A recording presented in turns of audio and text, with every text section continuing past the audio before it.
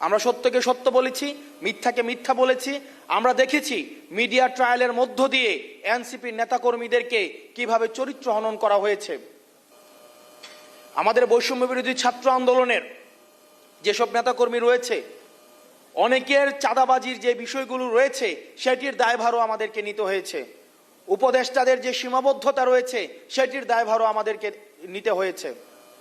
আমরা দেখেছি, আমরা 5ই অগাস্টে আমরা কক্সবাজার গিয়েছি, সেখানে মিডিয়া ফ্রেমিং করে উপাত্ত তথ্য উপাত্ত সহ একদম লাইভে প্রচার করা হয়েছে আমরা হাসের সাথে মিটিং করে ফেলেছি, লাউঞ্জে দেখা হয়েছে, অথচ হাস হচ্ছে ওয়াশিংটনে। এই মিডিয়ার মধ্য দিয়ে এটা থেকে আমাদের শিক্ষা নিতে হবে। 5ই অগাস্টের পূর্ববর্তী সময়ে বিএনপির প্রত্যেকটা কার্যক্রমকে হত্যাযোগ্য কার্যক্রম হিসেবে সম্মতি উৎপাদন করেছে মিডিয়া। আমাদের ভুলে গেলে চলবে না।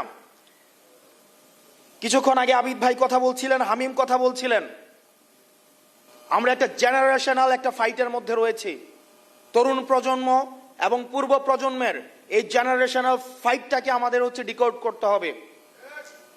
আজকে আপনারা যারা মনে করছেন এই মিডিয়ার যে ধরন, আমরা মিডিয়া বিমুখ না, আমরা মিডিয়া বিরোধী না, কিন্তু আমরা বারবার যেটা বলে এসেছি, মিডিয়াকে